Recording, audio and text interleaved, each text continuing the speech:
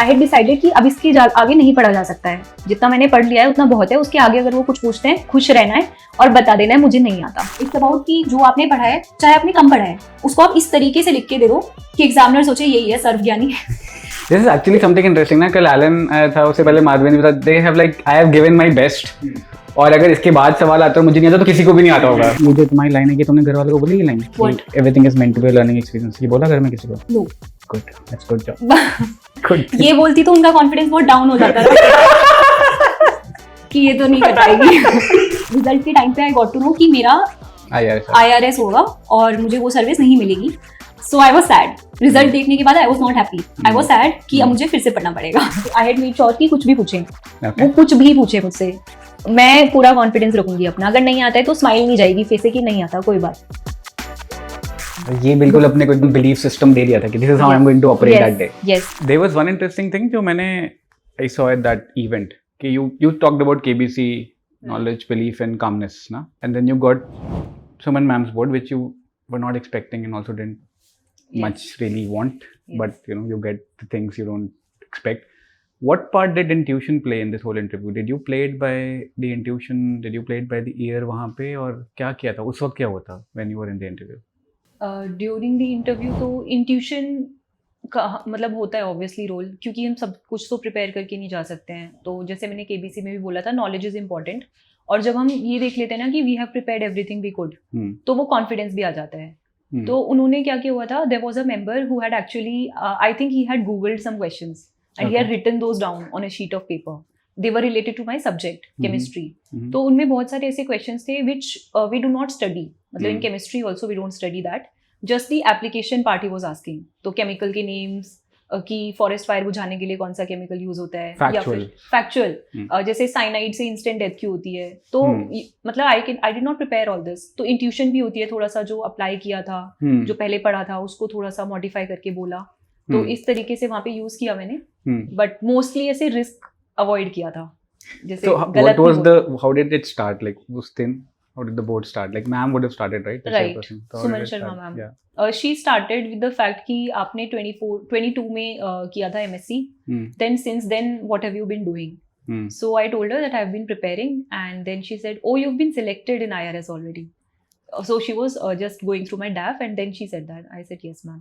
Then she started with the questions. So initially she started with the new and emerging energy sources, जो मेरा prominent entry थी, and she is also an expert in that. तो वहाँ से उन्होंने start किया। वहाँ पे भी शी वॉज मतलब एक्सपेक्टिंग कि जो वो सोची हुई है ना, वो सोच के जो बैठी आंसर मैं वही बोलूँ। तो she was constantly trying to push me कि नहीं नहीं ये नहीं ये नहीं ये नहीं, and she constantly had a poker face also. मतलब ऐसा नहीं था, जैसे लास्ट टाइम मेरा दासा सर का बोर्ड था, although I did not score very much in that, 165, but उन्होंने मुझे शुरू में कंफर्टेबल किया था, बिकॉज मेरा फर्स्ट डे इंटरव्यू था और मेरा फर्स्ट इंटरव्यू था। तो उन्होंने मुझे थोड़ा सा कंफर्टेबल करने की कोशिश करी initially, but Suman Sharma did not do that. Ma'am तो directly she just shot the gun और स्टार्ट हो गई। So you could see that she wants you to go in a certain way, her way, and suspend but your I was thinking. not able to get what exactly she wants me to say. अच्छा, okay. But वो ultimately वो ma'am ने ही बोल दिया फिर कि okay. Then I said okay yes ma'am. तो मुझे क्योंकि फिर याद आ जाता है ना कि if someone says कि okay that's what you are asking, तो फिर उन्होंने कहा ठीक है। But she had a poker face, मतलब अगर मैं कुछ अच्छा भी बोल रही हूँ तो she did not let me know this कि तुम अच्छा बोल रही हो या खराब बोल रही हो। पोकर फेस रहा पूरे टाइम, ऐसे रूड वाला रहा, बट वही and the reverse had happened in case of Dasa sir's board. Okay, he was very encouraging and all he that. was very encouraging and all the members were almost smiling. So I was of the perception कि मेरे 200 plus आएंगे। Because यहाँ पे क्या तुम्हारी feel I थी? यहाँ पे I had stopped मतलब expecting anything. मैं इसी mindset से गई थी, इस बार मुझे expect ही नहीं करना है। I just have to give my best, calm रहना है, confident रहना है, देखा जाएगा फिर। This time I did not write my transcript also. The reason was same कि मुझे expect ही नहीं करना है कुछ भी। अच्छा, कि कोई भी पढ़ के कोई opinion भी ना दे दे इस पे। नहीं, because in my first attempt when दासा सर का बोर्ड था, तो I was so excited that interview इतना अच्छा हुआ है कि मैं ट्रांसक्रिप्ट लिखने बैठ गई थी। फिर मैंने वो शेयर भी करी थी, बट इस बार ऑल्दो अच्छा हुआ था लास्ट टाइम से, बट मैंने सोचा हुआ था कि मैं नहीं देखूंगी अब इसको। अच्छा, what was the high point of the interview इस बार? हाई पॉइंट मुझे ऐसा सच कोई हाई पॉइंट फील नहीं हुआ, बट ये लग रहा था कि मेरा ठीक जा रहा है, क्योंकि मैं मोस्टली उस लेवल पे आंसर कर पा रही हूँ जिस लेवल पे मैंने खुद एक्सपेक्ट किया है अपने आप को। मैं बहुत ज़्यादा ऐसे अटक नहीं रही हूँ और बहुत ज़्यादा ऐसे नहीं लग रहा है कि अंडर कॉन्फिडेंट हो गई है या किसी चीज़ के आंसर में सेफ खेलना चाह रही है, वो मैंने अवॉइड किया था इस बार। और मैंने वैल्यू एडिशन भी इस बार काफ़ी किया था, तो उससे भी कॉन्फिडेंस बढ़ता है कि जब आप अपने आर्ग्यूमेंट को सपोर्ट करने के लिए फैक्ट्स हैं आपके पास।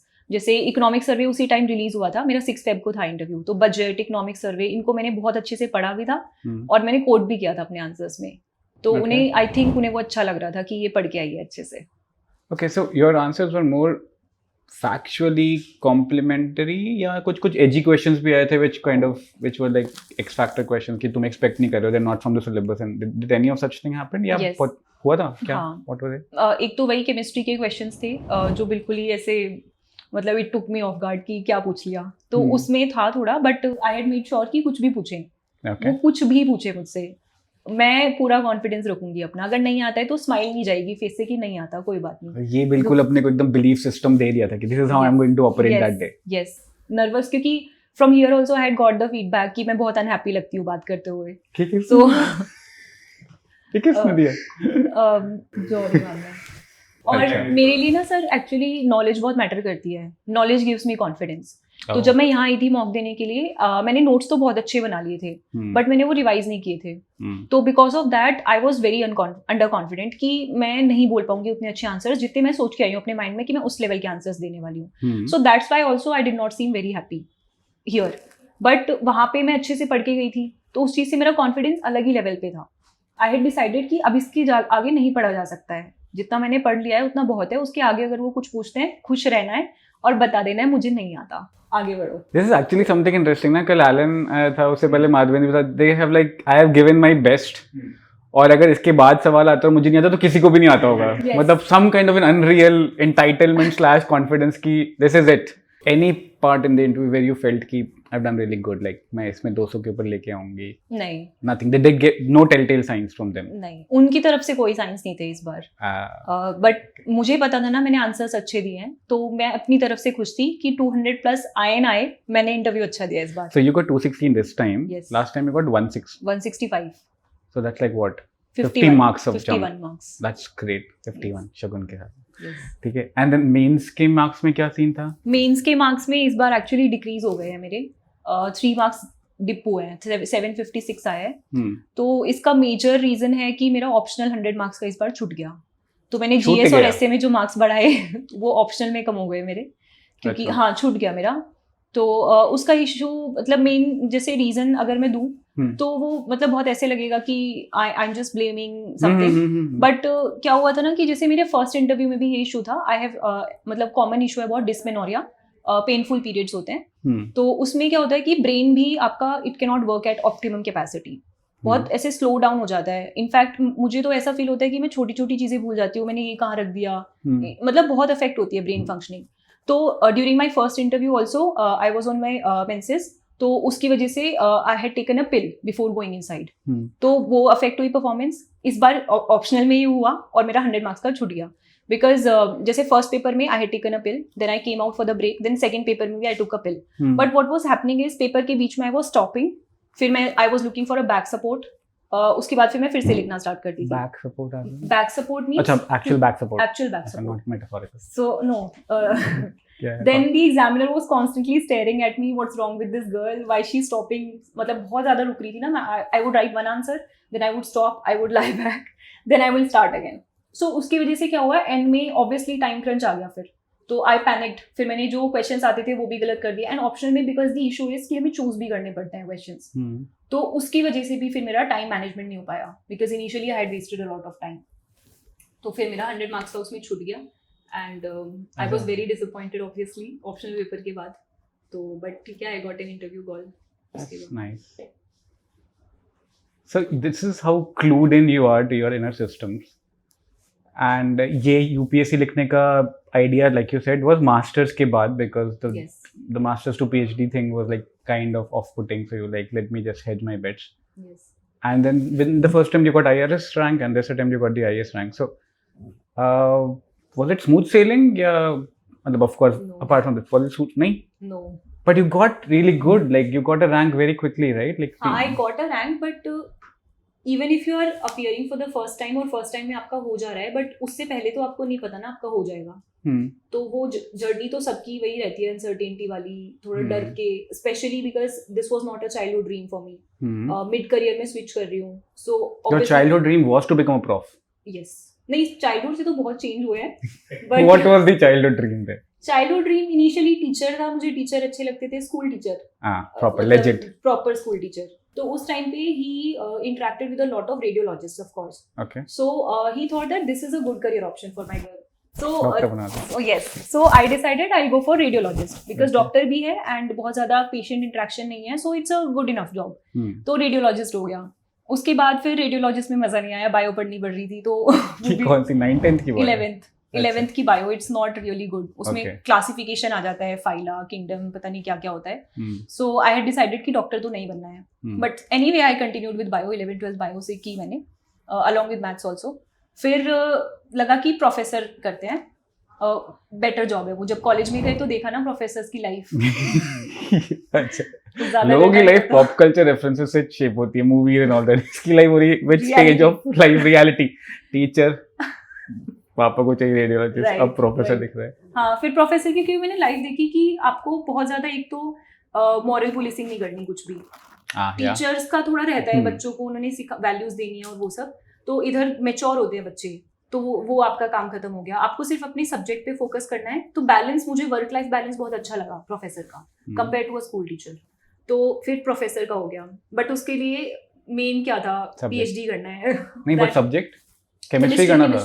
हाँ, chemistry. You like chemistry in 11th 12th? हाँ, because I was good in it. मतलब अच्छे आते थे शुरू से ही मार्क्स केमिस्ट्री में. इनऑर्गेनिक केमिस्ट्री पसंद थी? इनऑर्गेनिक तो इजी है अगर हम कंपेयर करें बाकियों से. इनऑर्गेनिक इज मोर अबाउट मतलब रिमेम्बरिंग, मेमोराइजिंग, है ना. समझना भी है ऑफ कोर्स, बट उसमें मेमोराइजेशन ज्यादा है और मार्क्स आ जाते हैं. ऑर्गेनिक ऐसा होता है जो कॉन्सेप्चुअल है, जो सबको नहीं पसंद आता. तो मुझे भी थोड़ा डर था पहले ऑर्गेनिक का, बट धीरे धीरे समझ आने लगा तो ठीक हो गया वो. ऐसा कोई इशू नहीं था. इनफैक्ट मेरी मास्टर्स की स्पेशलाइजेशन इनऑर्गेनिक में ही है. तो इनऑर्गेनिक तो अच्छी है. फिजिकल भी सही थी मेरी. जैसे physical is more about numericals, तो लोगों को वो मुश्किल लगती है, बट फॉर्चुनेटली मेरी तो बढ़िया है फिजिकल भी. तो वो था. फिर जब पीएचडी का, मैंने आपको बताया था कि पीएचडी की जब मैंने लाइफ देखी थोड़ी, मास्टर्स में आईआईटी दिल्ली में मुझे दिख गया था कि क्या लाइफ होती है. तो मुझे लगा नहीं, ये नहीं करना. Because I was very sure कि either I want a good work life balance or complete chaos. No. If I'm investing a lot of my time, a lot of my efforts, तो it should be worth it. तो इसलिए फिर मैंने civil services का देखा कि definitely आपको बहुत काम करना पड़ता है, बट वो जॉब, मतलब जो सर्विसेज का नेचर है ना, आपको जो रिस्पेक्ट मिलती है, आपको जो सेटिस्फैक्शन मिलती है. क्योंकि मुझे मतलब personally I like it a lot कि मैं किसी की लाइफ में अगर चेंज ला पा रही हूँ, मुझे डायरेक्टली दिख रहा है, तो मुझे खुशी मिलती है बहुत ज्यादा. तो प्रोफेसर में भी मुझे वही. बट तुम जब रेडियोलॉजिस्ट बनती तो तुम ह्यूमन इंटरेक्शन ऑलमोस्ट नेग्लिजिबल होता, राइट? तो तब मैं छोटी थी ना इतना. मतलब जो हमारी हैप्पीनेस का जो डेफिनेशन है वो चेंज होती है थ्रू आउट लाइफ. उस टाइम पे ऑब्वियसली इट वाज नॉट कि मैं इतना बड़ा नहीं सोचती थी कि मैं किसी को खुश करके खुद खुश हो रही हूँ. खुद ही कुछ मिल जाए उसी में खुश हो जाती थी पहले. बट अभी थोड़ा अलग है लेवल. तो इसलिए फिर मुझे लगा कि नहीं यार, अच्छा फील है. सो इन अ वे एएस बनोगे तो मॉरल पुलिसिंग का भी कोई लोड नहीं है, जो मना करो by the books. Moral policing as such अभी, वो तो मेरा उस टाइम पर्सपेक्टिव था ना, प्रोफेसर को देख के. वो उस टाइम पे था. मतलब हम लाइफ में मेच्योर भी तो होते हैं ना धीरे धीरे. तो मैंने उस टाइम का आपको रॉ बताया कि this is what my thinking process was at that time. I am not saying कि सही था या गलत था. So it's nice to see the, you know, the way things shape up in our head also, कि अभी ये करना है, अभी ये करना है. And this I think continues. I mean, you're in services right now. Yes. And do you have any person you know who is in service, anyone from family, friend या कुछ? Not from family, but 2024 के batchmates obviously अब बन गए हैं. RNAS. तो sorry? They are in administrative service? Some RNAS, some IRS. तो you would know उनसे ना क्या चल रहा है वगैरह वगैरह, आजकल क्या है चल रहा है. तो I think that also will shape your perception now and you know, among other things. अब तो आगे obviously जो हम जिस perception के साथ हम start करते हैं वो same नहीं रहता आगे चल के. तो I'm open to that. जो भी नई चीजें पता चलेंगी तो मतलब you should be open ना. तो आप उस narrow mindset में नहीं जी सकते हो कि ऐसा ही होगा, मैं तो इसी mindset से आया हूँ. So I'm open कि ठीक है, देखते हैं क्या होता है. Okay, and just one more thing on this. So ये जो तुमने hops करे, you were almost going to enter the PhD. You did enter PhD and then you bunked it for this. घर वालों को सही चमका ये सब चीजें, मतलब it made sense to them? No. How big a no was that from them? It was a really big no. Relatives बुला लिए गए थे to convince me not to switch careers. Really? Yes, because the thing is. Are you the elder sibling or the younger one? Yes, I'm the eldest, but my brother is married. He's younger to me. He's married. तो मेरे पे ऐसा कुछ pressure नहीं था कि शादी करनी है इसकी, ऐसा तो कुछ नहीं था. बट द थिंग इज कि PhD में because I had a stable career. PhD हो जाएगी 5-6 साल में, इंडिया से करनी है तो बाहर से हो जाती है 3-3.5 में जर्मनी से, और उसके बाद फिर प्रोफेसर, मतलब थोड़ा स्टेबल हो जाता है वो. बट मेरे इन हैंड था करियर, और वो मैं छोड़ के आ रही हूँ एक ऐसी जगह जहाँ पे एक तो मुझे आइडिया नहीं है, because it's a completely different field, है ना. मैंने अभी सोचा है कि मुझे ये करना है, तो I know nothing about it. दूसरा, इतनी अनसर्टेनिटी होती है ऑब्वियसली, इतने सारे. वो तुम्हें पता ही थी लेकिन. No, I knew it. You knew? हाँ, अभी यू सेड मैंने पेपर देखा, लाइक हाँ ये हो जाएगा, मैं कर लूंगी, this makes sense. This is just कि अपना कॉन्फिडेंस तो हाई रखना है ना. अगर आप ये देख के डरोगे कि यार 10 लाख लोग दे रहे हैं, फिर तो कुछ नहीं कर पाओगे ना लाइफ में. हर जगह ही कुछ ना कुछ होता है, राइट. तो आई न्यू कि बहुत सारे लोग देते हैं. इनफैक्ट मेरे मामा के लड़के हैं वो, मेरे cousin, so he has been preparing I think for 4 to 5 years. उनका प्रीलिम्स ही नहीं हुआ है अभी तक. सो मैंने देखा हुआ है, अपने फर्स्ट हैंड एक्सपीरियंस है. सक्सेस का एक्सपीरियंस नहीं है मेरा कहीं पे भी. I know no one in my close circles has cracked the exam, but I knew a lot of them जो क्लियर नहीं कर पा रहे हैं. ओके. तो फिर ये सब पूरा कुनबा उठ के आता है कि बेटा ये जो जिहाद ले रहे हो ये आसान नहीं है. Yes. So they called the relatives, और उन्होंने फिर मुझे समझाया कि मेहनत तो है ही, बिकॉज आई वाज सेइंग कि मैं मेहनत कर लूंगी, मुझे कोई इशू. तो दे वर कन्विंसिंग मी कि मेहनत तो है ही, किस्मत भी है इसमें, ये वो. सो आई वाज सेइंग किस्मत अच्छी है मेरी, मुझे अब डोंट टेल मी तुमने कुंडलियां भी दिखवाई हैं पंडितों को. नो नहीं. इट्स जस्ट कि I believe in destiny, but I believe we can change it through our work. हम काम करेंगे वो चेंज हो जाता है. ऐसा कुछ फिक्स नहीं है कि आप बस लगे पड़े हो, और वो अगर या तो फिर ऐसा हो कि this is not something which is meant for you, तो वो अलग चीज होती है. तो अगर ऐसा भी होता by any chance, I am entering into this, तो कुछ रीजन होगा उसका. This is for a learning. Are you getting me? कि अगर मैंने, मान लो मेरी किस्मत में नहीं था कि मैं सर्विसेज में आऊं, बट मेरे दिमाग में आ रहा है कि मैं प्रिपेयर करूं, so it is meant to teach me something.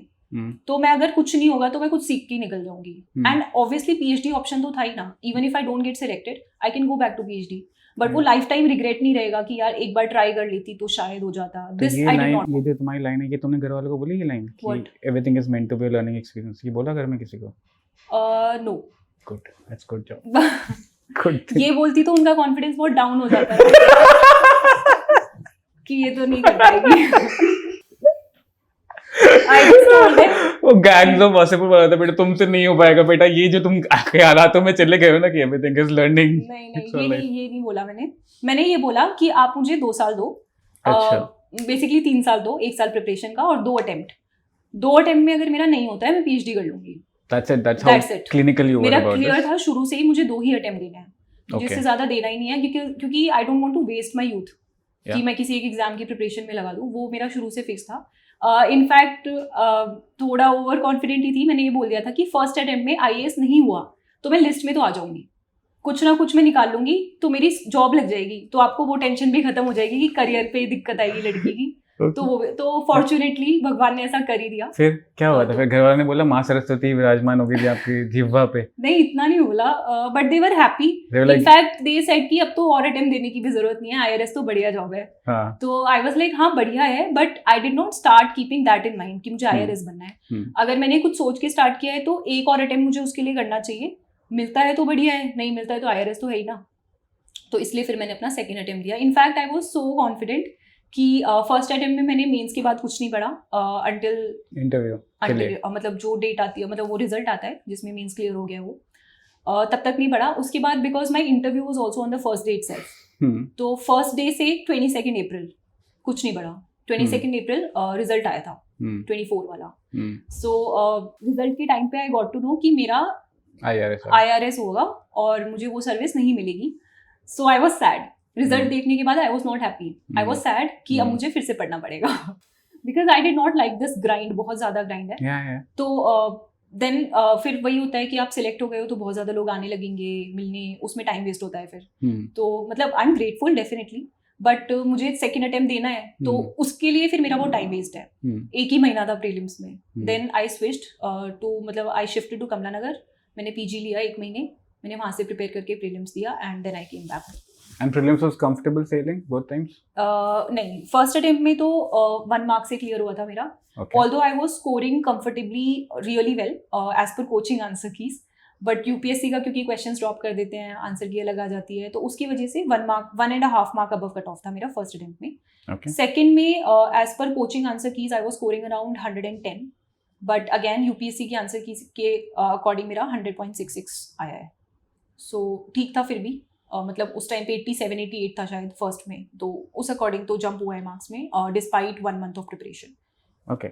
So then, I mean, it was more of a grind and that stuff, right? हमारा कॉन्फिडेंस इतना पीक चल रहा है कि as such कोई लाइफ में प्रॉब्लम नहीं आई, right? नहीं, ऐसा नहीं है. प्रॉब्लम तो सबकी लाइफ में आती है. इट्स जस्ट कि हमारी क्या स्पिरिट है उन प्रॉब्लम्स को लेने की. Okay, so then बताओ कौन सी धाकड़ प्रॉब्लम आई जो तुम्हारी. मतलब it was more in personal life, ऐसा प्रोफेशनल में नहीं था. शुरू में था थोड़ा, पर्सनल लाइफ में इश्यूज थे, बट जब उससे हम ओवरकम कर जाते हैं तब वो प्रॉब्लम नहीं लगती ना इतनी बड़ी. So you're very clinical about things. एक बार if you've solved for something, then you just move to the next thing. Yes. That's how I cannot carry the baggage. Yeah, you really are able to operate on that as well. Yes. It's solved and then next and then next. Yes. Yes. That's really, really nice. Yes. Okay. Were there any role models who were in service, female officers that you looked up to? In service, yes. Yes. There was a topper, I think she was from 2017 या 19. I'm not sure. Anu Kumari ma'am थी. जिस साल Anudeep Durishetty sir ने top किया था, she was rank 2. तो उनकी story, because it was at the time when I was researching about the exam, I was going through topper talks. तो जब मैं PhD भी कर रही थी तो मैं यही करती थी. सिर्फ मैं टॉपर टॉक्स देखती थी, मैं स्ट्रैटेजीज देखती थी, मॉक इंटरव्यूज. प्रोफेसर ने कहा कि बेटा कर ही लो फिर कि हाँ कि नहीं, पहले रिसर्च कर लूँ ना, तभी मैं PhD छोड़ूंगी. अगर मुझे एग्जाम के बारे में जानने के बाद अगर ये लगा कि मैं कर सकती हूँ. एक होता है कि ब्लाइंड ओवर कॉन्फिडेंस है, एक होता है आपने उस चीज को जान लिया है तब आपको लग रहा है कि हो जाएगा. सो आई मेड श्योर कि मैं पहले जान लूँ अच्छे से. तो मैंने 6 महीने जब रिसर्च करी, so I came across her story कि she was married, she quit her job, she had a son also, and despite that she got rank 2. So it was very inspirational. I think she's definitely a role model. And anyone from like say a decade old, anyone who you can look up to, who's at the level of secretary or something close to? इतना ज़्यादा तो मैंने research नहीं किया. This was good enough for you to take that. नहीं, this is not, मतलब I do not look for role models in कि career में कोई रोल मॉडल मुझे मिल जाए तो I will go for that career. ऐसा नहीं है. It's just कि मुझे उनकी स्टोरी इंस्पिरेशनल लगी. Not from the perspective of whether she's a very good civil servant या ये वो, ऐसे नहीं देखा मैंने.